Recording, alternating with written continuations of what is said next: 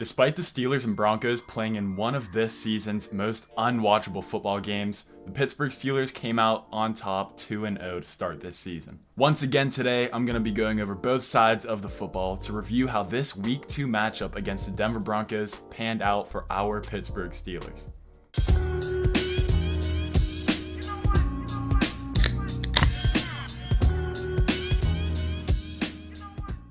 My name is Christian Bober, also known as Crytose, and real quick before this video starts, go ahead, hit the subscribe button, turn on those post notifications, and leave a like on the video if you're enjoying it so far. And with that being said, let's dive right into this video. As always, I'm going to start out with the quarterback position, and there's essentially two sides to this football game, the first half and the second half. In the first half, I loved what I saw from Justin Fields. He was taking really good shots downfield and they were really accurate, especially that one that got called back due to Broderick Jones' holding penalty to George Pickins. And one thing that I really liked out of Justin Fields in the first half was that he was keeping his eyes downfield, looking first to be a passer rather than just taking off. I noticed a lot that Justin Fields was not just giving up on the play. He would move around in the pocket, even move out of the pocket, and keep his eyes down the field looking for an actual passing play, rather than just taking off and running. I think seeing that shows a lot of maturity and also a lot of growth out of Justin Fields. A lot of the time we just see him, look at his first read, it wasn't there, and then just take off. We didn't see that last week, at least in the first half. And I think Justin Fields is doing exactly what the Steelers want him to. Be almost the game manager, but he's not your typical game manager. He can make plays happen on his feet. We keep seeing it. The first week, now this week against the Broncos, he can make plays happen, especially getting first downs on second and third down on his feet. I really like the way he's headed and the way he's progressing. No turnovers throughout 2 weeks. I'd like to see a lot more deep plays, big plays, but that's all he really needs to do. Keep these games close, put points on the board whenever they're needed, and you have the highest paid defense in the league, you have the lowest paid offense in the league. That's the name of the game for the Pittsburgh Steelers. So Justin Fields is doing exactly what the Steelers want him to, whether the fans like it or not. And I feel that a lot of the reads from Justin Fields were the correct reads and were really good reads for him. Justin Fields picked up his first passing touchdown of the season to Darnell Washington, which was his first NFL receiving touchdown. I absolutely loved the play call from Arthur Smith. I've been asking for this exact play ever since we drafted Darnell Washington out of Georgia. You have a 6'7" tight end, put him on the outside, throw a fade ball to him. It worked out. Justin Fields put a perfect ball where only Darnell could get it. And I feel that in the first half, we were moving the ball really well. You'd obviously like to see more points on the board, and those will come with time. But we would have seen more points on the board if it weren't for all the penalties. I mean, the biggest play of the game, which absolutely just grinded my gears, was that deep ball from Justin Fields as he's rolling out of the pocket to the right side, throws it on the run, over Pat Surtain, one of the best corners in the league, and George Pickins comes down with the ball. Then there's the flag on the field on Broderick Jones, who they were switching in and out with Troy Fautanu on the right side of the line. I don't understand the decision to switch the tackles on the right side between Broderick and Troy. It just didn't make any sense. Offensive line is one of those position groups where you need continuity and you need them to grow together. You can't switch out guys every series or every other play or whatever. It just doesn't work in the NFL. I couldn't believe their decision to do that, and it just didn't make any sense.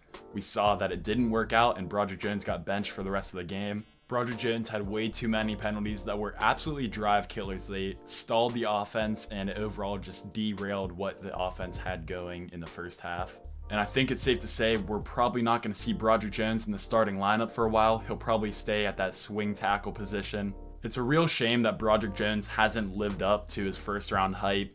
It almost feels at this point that the Steelers kind of failed him. I know that there's a lot of potential there that he just hasn't tapped into yet. And the offensive line coach for the Pittsburgh Steelers is absolutely not helping Broderick Jones. They've been playing him out of position for how long now, and it just doesn't make sense. I feel like the Pittsburgh Steelers absolutely mishandled this whole situation.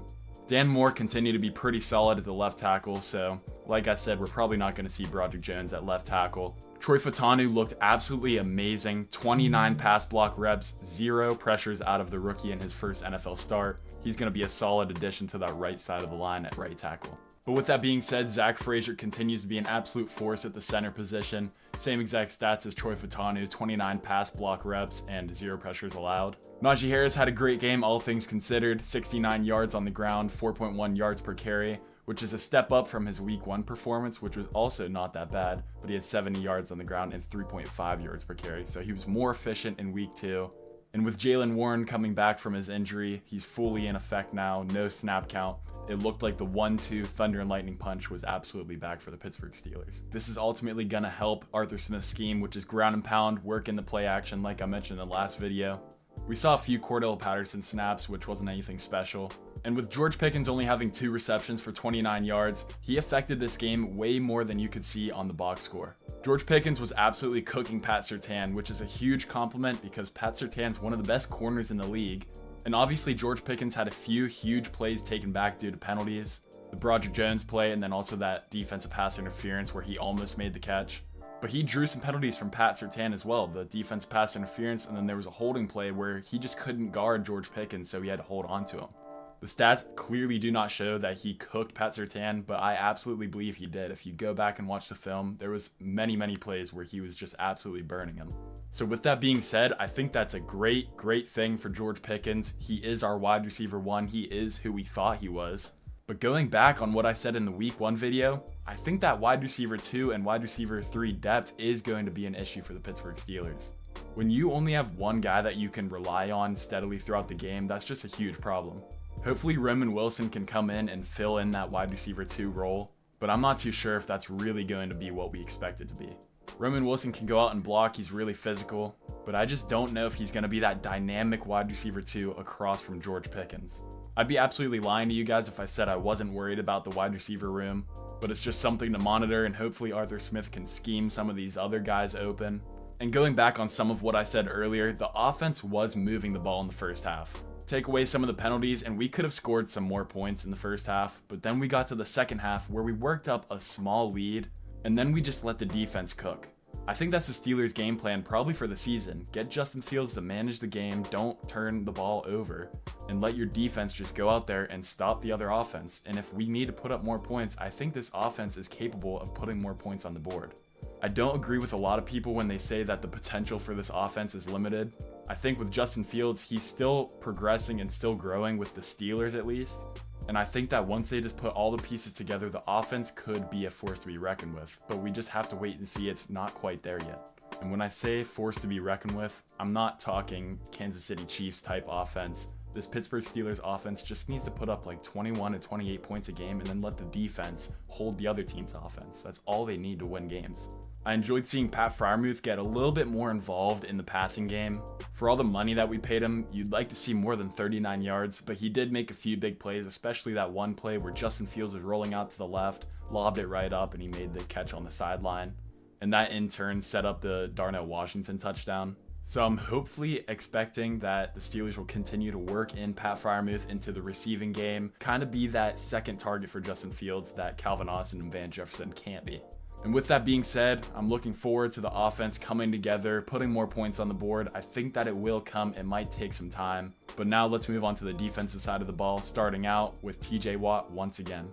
TJ Watt had another sack this week and was applying pressure all game, getting to Bo Nix. Regardless of if we were sending blitzes or not, he was still applying that pressure to the rookie quarterback.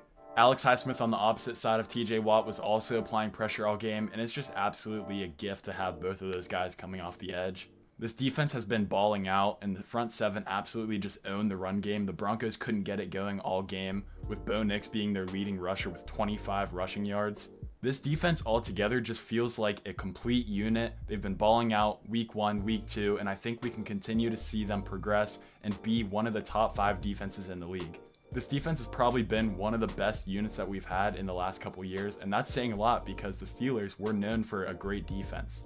Deshaun Elliott, who I mentioned last week in the video, is absolutely balling out. That dude has become a force to be reckoned with on the defense. He's been in every single play, it seems. He's been making so many tackles, been there in coverage. He's been absolutely a great addition from Omar Khan. Joey Porter Jr. is continuing to lock down wide receiver ones. I think he's solidifying himself as a top 10 corner in the league. And Corey Trice got in on the action with his first NFL career interception in the end zone, which was a huge one. Minka and Patrick Queen played 100% of the defensive snaps, and they continued to ball out. Patrick Queen took a little bit of a step up, but it makes it a little hard when your front seven's already getting to the ball carrier before he can. Some could say Queen has been disappointing so far, but it's only week 2. His play's been a little inconsistent, but he's able to go step for step with some of these receivers over the middle of the field. And his aggressiveness and his quickness to close out on the ball is absolutely apparent on most of the plays that he's in on. And one thing that stood out to me was that Peyton Wilson and Landon Roberts almost split 50-50 their reps on the defensive side of the ball. And I think that's really a good thing for Peyton Wilson, who's getting more and more involved with his defense, and he can be an absolute force right next to Patrick Queen in the defense for years to come. And touching on this real quick before we wrap up the video, Corliss Waitman came out and looked pretty serviceable, if not pretty good, for the Steelers at the punter position. And Chris Boswell continues to be Chris Boswell, the best kicker in the AFC North. And with all that being said, the Pittsburgh Steelers are 2-0 on the season, first place in the AFC North, and they head home for the home opener against the Los Angeles Chargers. I'm expecting a real defense-heavy ball game between the Chargers and Steelers. Really similar teams when you break it down. And with that, I'll see you guys next week for the Week 3 review. Leave your comments down below. Don't forget to subscribe, like, and put those post notifications on so you never miss another video of mine.